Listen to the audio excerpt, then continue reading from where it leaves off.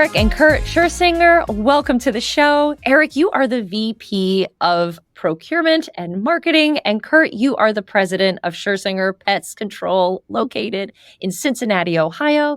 And you have been operating since 1934. And most recently, the company placed 73rd on the newest PCT Top 100. Congratulations. And today we are talking all about transitions, the transition into the family business, transitions in culture, as well as software. Thank you so much for coming on to the podcast. My pleasure. Absolutely. So there's two of you here with us today. We have Kurt and Eric. So I would love for our listeners to know who is speaking. So I'm going to have you introduce yourself so everyone can hear your voice and know it's you. And then Eric, you can do the same. Hi, I'm Kurt Scherzinger, president of Scherzinger. This is Eric Scherzinger, vice president of procurement and marketing with Scherzinger Termite and Pest Control.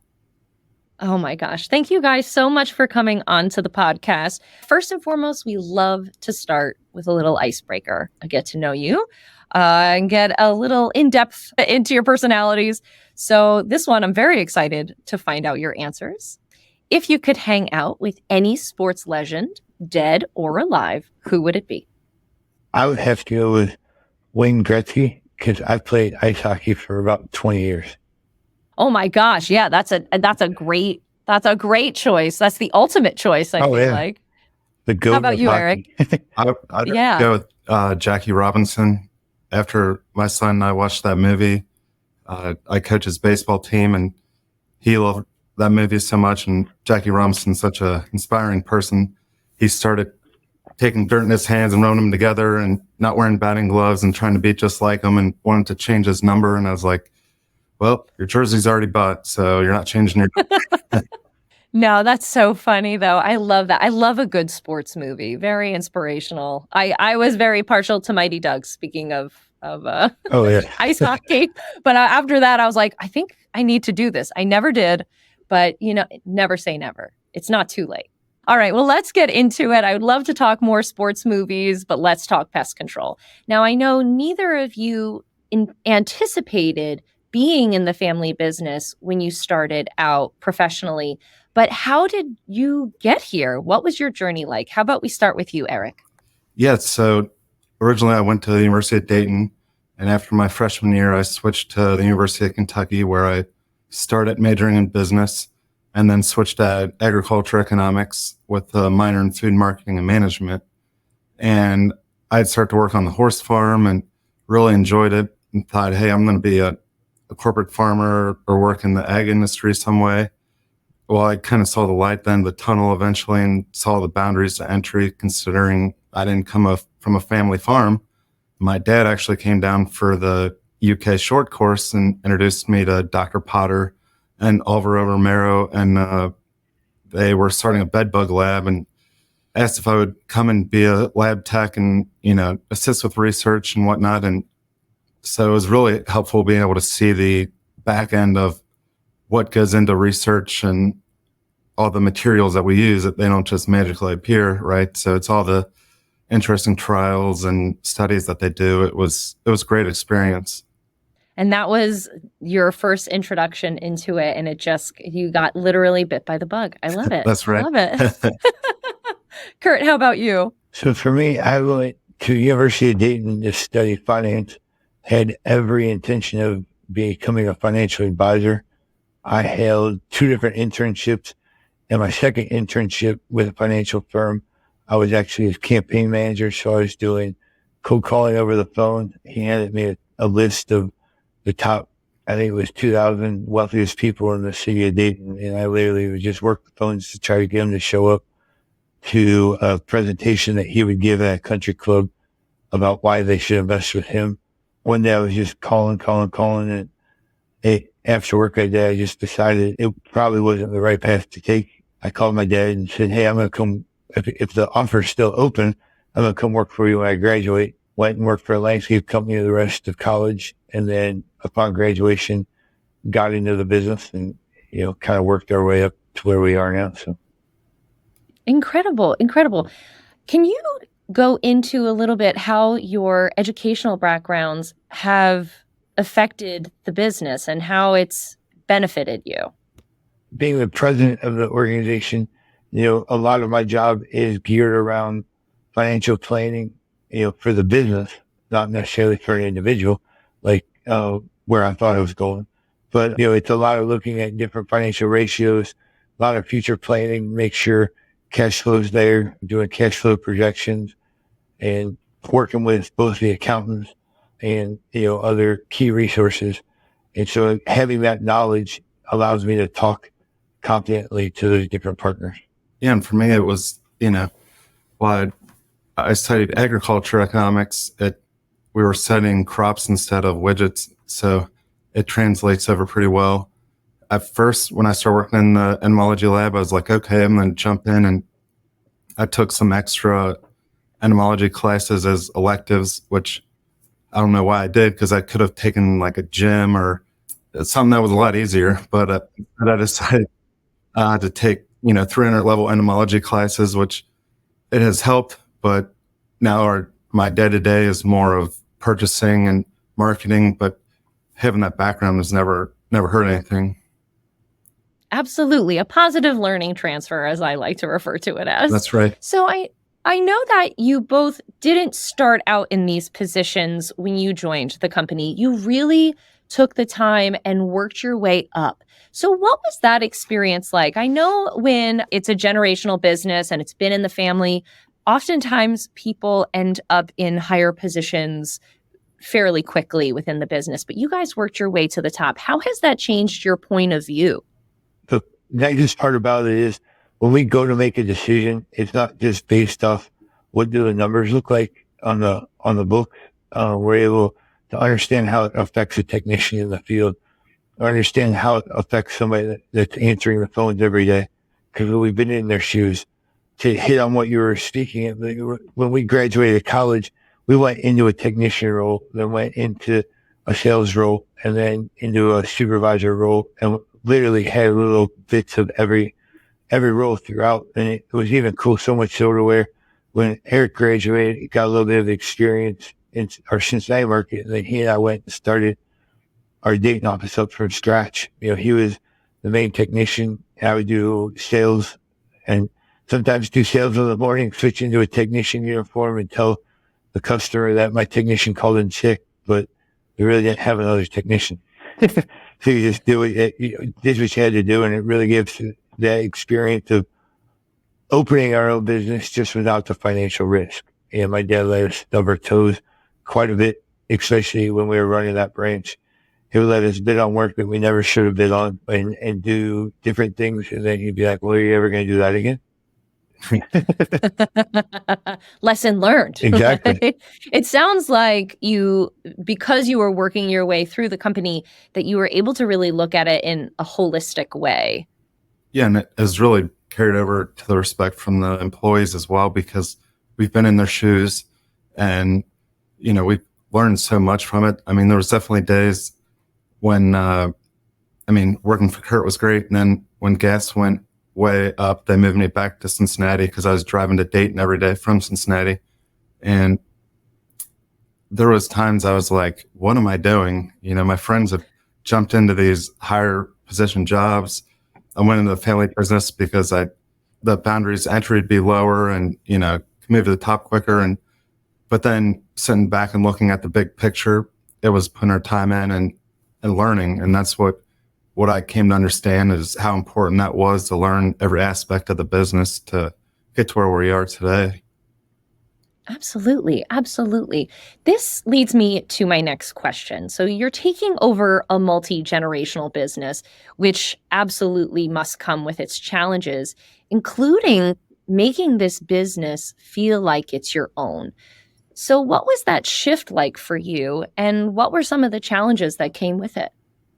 The big shift was a change in generational mindset, is the easiest way to probably put it.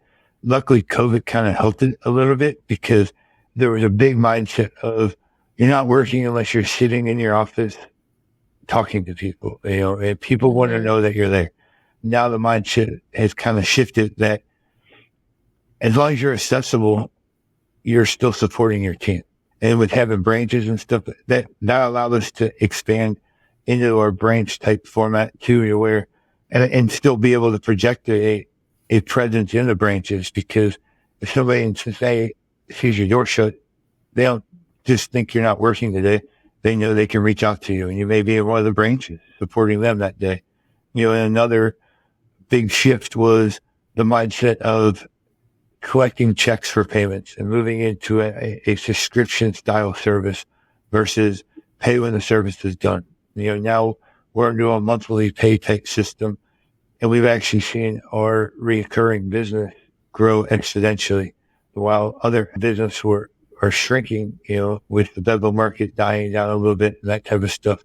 We've still been able to experience growth year over year, and we're getting more recurring business because of it. So those are probably the two biggest changes. Actually, one of the probably more cultural changes was up in the day after I took over, we no longer had to wear ties in the office every single day. I love this. You loosened up a little bit. Yes. And that actually projected to our team that we were more approachable, believe it or not. And that's what we heard after the fact was, they always wore ties. So we just figured they weren't approachable, and it was just a mindset change of dropping the ties. People felt they could actually, stop and talk to us, and so changing that mindset too. I love that. It's all about how you are presenting yourself to your team, and being able to have that approachability is so important, because you're going to learn so much from your techs.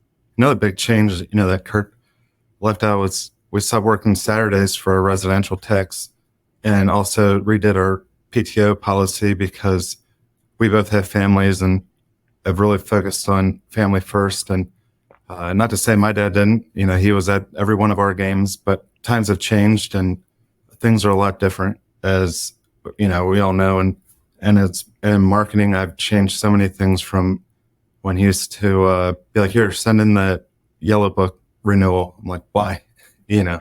Just those type of things, that it's just a shift in generational. And I think that's what's helped us grow, is our new ideas and, being with the next generational wave coming in. Yeah, absolutely. I'd love to kind of dive in a little bit to marketing. What are some other strategies that brought you into the present? Well, for the first time, we weren't on broadcast TV this year because of, it's a political year, so the ads are super expensive.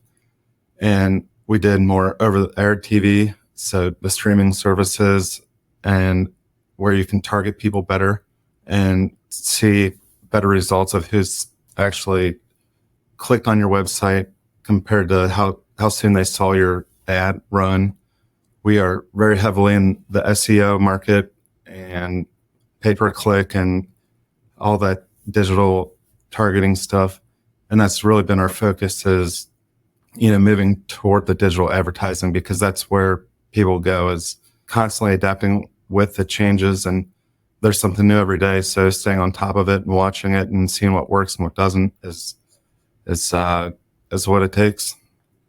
Yeah, absolutely. Absolutely. Really paying attention to trends, and also, where can I get data from? Where can I learn?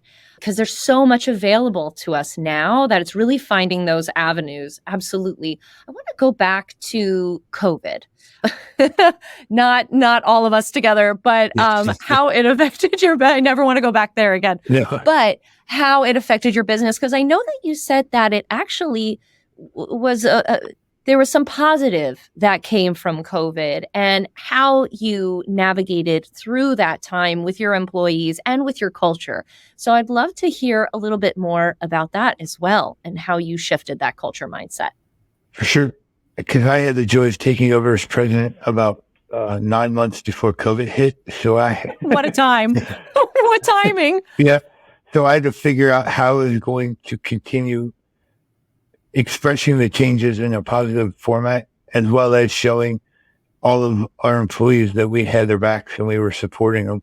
So what we did was, I think at first it was almost like 2 to 3 times a week video. I wasn't professionally shot. It was just with my camera phone. And a lot of times I was taking the video myself through my camera phone because I didn't want somebody else recording me.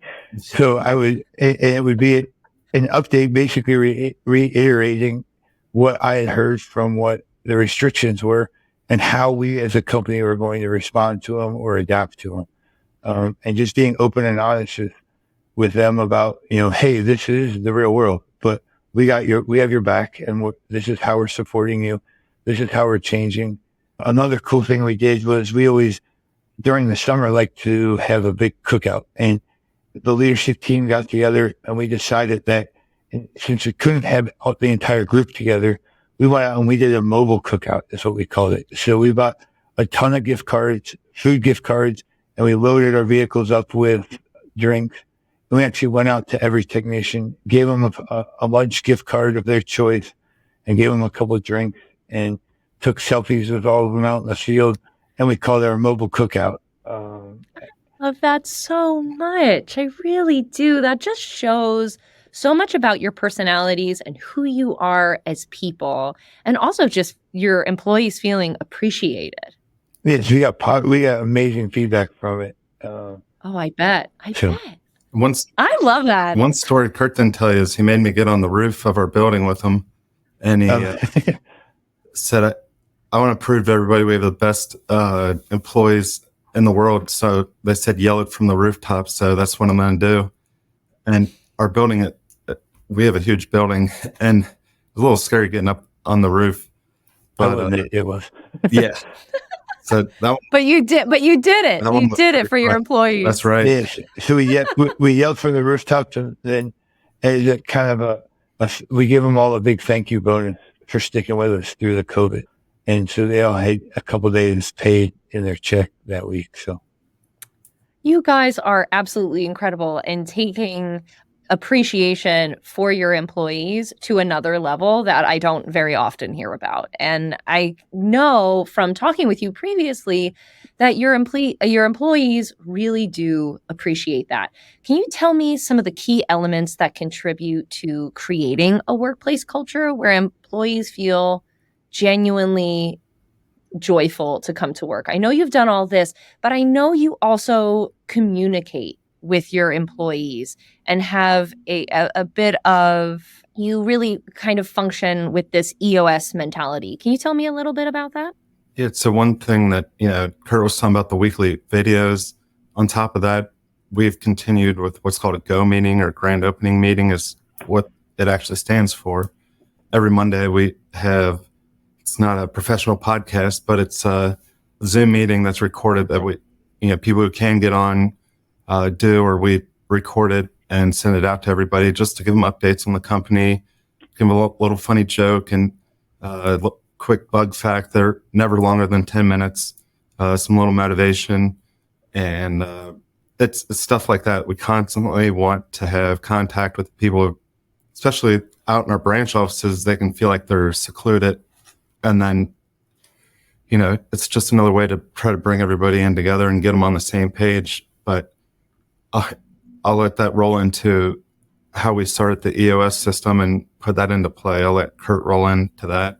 So the EOS system is really it's what's called the entrepreneurial operating system, and it's a way to structure your culture and your meetings. And so prior to us really coming into the business, there was a lot of my dad and the president at the time. It was their big thought, and then we'd kind of get pushed down. When Eric and I got up into the leadership, we were like, we need the collaboration of everybody on this team. So we researched it. We had heard a presentation on it, and we thought this is the right way to go, to where quarterly we get together offsite as a leadership team. So it's the top 7 leaders in the company talk about everything. Really, we basically do a strengths, weaknesses, opportunities, and threats internal assessment every single quarter. And then we look at it and we pull out big projects that we need tackled to actually help us continue going in the direction. But it's not just my brother and myself doing these tasks. It's, our operations manager, our HR manager, our office manager, our technical director. They all have pieces of it as well. So they're instituting the change. So then we get more of the buy-in. because they're involved in the changes, they're involved in the processes, and it's not just coming from the top anymore. It's truly a collaborative effort. And as a result of that system too, we redefine our core values, and we actually put those in all of our vehicles, and they're on all computers. And the third one's valuing reputation. And we actually decided, instead of having our awards centered around different incentives and that type, we actually give out plaques and trophies geared around those awards. So the service heart is somebody that goes above and beyond their normal call, and they get a big blown glass service heart trophy. Valuing reputation is the person who has the most positive reviews written about them throughout the year. And then the success driven award is the person that actually has the overall best scorecard in the company. So it's not just necessarily the one that has the best sales. It may actually be the one that gets the route done, that had the most upgrades. It's a combination of all the key metrics we want them to hit throughout the year. That is incredible. I'm coming to work for you guys. We can find a job for you. Yeah. I bet you could. Thank you. And to kind of put a bow on all of this, I know that you had told us a story when we previously spoke about employees recruiting people from just being out and about in town. And I think that just really speaks to how wonderful the company is and how people feel so appreciated. And it's a really incredible shift, and I commend you for it. Thank you. Yeah, we have recruitment cards and pay a recruitment bonus, but 2 of the 4 last training class didn't even know who referred them. It was just somebody came up to them when one guy was doing landscaping and said, hey, you ever looking for a job that's, a lot more fun, and just told him about working for us. And so that person applied and got a job. It's just those type of things. So it's not even necessarily for the referral bonus, but people see hard workers get good customer service and they're referring people in. So it's nice.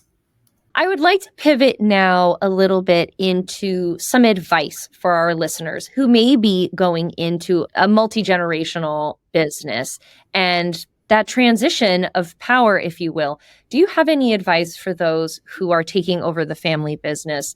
Because it can often be a very delicate situation. We went through the University of Cincinnati's Gehring Center for Family Business, which I think is one of the only family business centers like that in the country.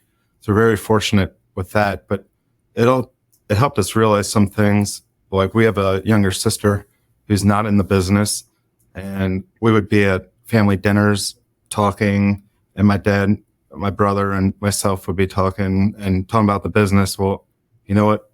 My sister doesn't care. She's not in the business. So we had to realize, hey, there's time for family and then there's time for business. So we made sure when we're together as a family, we're not talking about business. We're talking about family and life, and that's really important. Yeah, I think that you have to be clear with each other on your expectations. You got to be open and honest with each other, and you have to understand that it's not all sunshine and flowers every day. You're going to disagree on stuff, but it's all about the way that you work through it, and you have to trust each other in the most degree. And what helped us grow into our roles too was the way my dad set it up, to where we actually never reported to my dad until we got into the roles we're in now. And we actually reported to a non-family member president. And what my dad disclosed to us after the fact was a lot of the things that we were being told to do through the president were actually him telling us how to do stuff. But it kept that line of, we actually had a supervisor that wasn't, or a superior that wasn't my dad. So then we could go vent to my dad, and it kept us, or that relationship going while we were growing within the company. And he could be more of a mentor than a boss to us. So. I love that. I love that. Were there any other resources that you used when you were doing this transition of power? Yeah, I mean, one thing that people don't want to think about is succession planning. One thing we're all going to do is die. And guaranteed, yes. Guaranteed. And it's not a nice subject to talk about. It's something people typically avoid. and don't plan for. I could be driving home today and get hit and, unfortunately die, but it's, things happen in life. And well, we've been very fortunate. What happens if I were to die? I'm part owner of the company, but my brother and dad don't want to run the company with my son, who's 10. Though he has pretty good ideas, I bet. Yeah, absolutely. We would be advertising in every sports arena under the sun, and we'd probably be starting a sports company. But anyway, it's how to protect that and make a transition if something were to happen to myself, my brother, and my dad, and what that looks like. So we've worked up a lot of hours on that with attorneys and financial advisors and business advisors, so that can happen the smoothest way possible with the least amount of tax implications too. And that's important, obviously, because we don't want to bankrupt the company by, somebody passing away. Absolutely. It's about having these hard conversations and being able to navigate them. And I know that that can be very emotional, I would assume, when you're talking with family, but also it's just something that needs to be done and being prepared. Another thing is, my brother's 2.5 years older than me, but we have very different strengths and weaknesses. And my brother's very good at leading people and leading financially and leading the company, whereas my strength is more working with the vendors and purchasing and the marketing side of things. So we went through and looked at our strengths and weaknesses and came to agreement that this is what would work best. And it really has. And we're able to complement each other so well and work together so well that, I have a lot of fun, and my brother's still my best friend. So we look forward to continuing it on for a long time.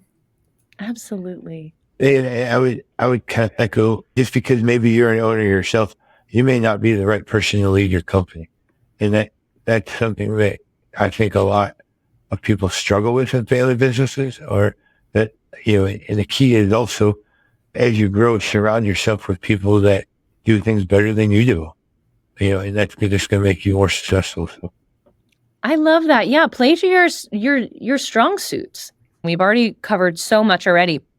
And this episode, all about transitions. We've talked transition of power. We've talked transition of culture. But I also know that you have been transitioning software. So I would love to discuss this transition with you. I know that you've only been with Field Routes for about maybe 4 months. So yep. What were the key features that attracted you to this software? I would think one of the biggest things was that, and we're still trying to figure them all out, would be the automation aspects of the software. More designed around a subscription-based model versus a bill by the service type model. I think those are my biggest takeaway points. I don't know on your front, Eric. Yeah, just the overall user friendliness of it was huge. It took us forever to switch from Pest Pack to Serve Suite, and the person we worked with then, and when we switched from Serve Suite to Field Routes, I will warn people, it is not flip a light switch and it's done. Your support people will be very open and honest with you. It's not an easy transition, but it's worth it. When we switched from Pest Pack to Serve Suite, there was a whole bunch of different reports, and the user friendliness of it was great. And then Field Routes came along, and it's even better. The live dashboard, the automation like Kurt was talking about, the text of the app, because, it was built for the technicians and the ease of use with the app on their phone versus being an older system that was built for the office work. And then we needed an app. So the integration of it all is really easy and nice. Like Kurt said, we are only 4 or 5 months into it. So there's, bumps along the way, but it's streamlined things. And even the ease of use, it's, you're entering maybe 5 different screens in instead of 32 is what our contact center, counted how many different steps they had to do with the old systems. But even to the fact of it can pinpoint a house or a business and show you the picture of that so you're at the right place. It's it's amazing that technology and what they've taken from Service Suite 2 since Field Routes, or since Service Titan owns both Field Routes and Service Suite, some of the things that they've integrated, it's made it, really nice and really user-friendly. Absolutely. I'm so glad to hear that. I'd love to find out how you managed your team's expectation during the transition to Field Routes, and what were some of the key strategies that you implemented to ensure that it was as smooth as possible for your office staff as well as your technicians. One main point was to have one key person communicating with the transition, and any issues go through that person versus having 10 different people reporting back to Field Routes. Oh, this is a problem. I can't figure this out, because maybe that person actually knows the answer or that question's already been asked before. But then also getting the entire team involved with it. We ran lots of trainings with the technicians and in-house people and the call center. But it was us laying out the vision and the features and benefits of it before we launched it, and gave them a lot of time for training, so they felt comfortable when we did go live. The big thing is to tell somebody from the external about software conversion, you got to do it from the same message on internal. It's not going to be fun. It's not going to be easy, but you have to have the end goal in mind, of that it's going to make it easier in the long run. And the expectation too is you're going to have to change the way you do stuff. It's not going to be the same. If it was the same, you wouldn't be switching programs. It's a change of mentality, and it's, a shift for the better, but everybody has to see the big picture in the end. So. Absolutely. I know that it takes about a year for the software to really like you really hit your stride, and you guys are in the thick of it right now. Do you have any advice for those who are considering transitioning to Field Routes or to any software, honestly, and maybe something you would have considered after going through these transitions? Start early. If you have a date in mind when you want to go live, leave an extra month or two, because having extra time is only going to better you in your implementation, because it's not going to go smooth. No matter how much you think, no matter how much you plan, it's not going to go according to plan. So, leave an extra month, more than you need to. So, yeah, and that's one thing. We had the target date kept getting moved back because they didn't realize how much data was coming over, and then it didn't come over right, and then so they had to rerun it, and they worked it out, and it was fine. But I know the busiest time of year for software conversions is, especially in the Midwest, when we have a slow season, is I would recommend starting in the fall, not waiting till the winter. We waited till the winter, and then it got pushed out a couple of months, and then we went live right before the busy season, which we managed. It was fine, but start early. Yeah, absolutely. Give yourself a little wiggle room. Exactly. Because now we're just now able to start diving into it, because we were running through the busy season. So we had to just do, mission critical, just do whatever we have to keep running business. But now we're able to dive into the efficiencies a little bit more, as the seasons change and that type of stuff. So. Absolutely. Absolutely. Well, I am looking forward to hearing updates from you both on how it's going. And I want to thank you both for coming on to Pest in Class. This has been an incredible conversation. We have covered so many things in such a short amount of time, and I appreciate you coming on to the show. Thank you so much.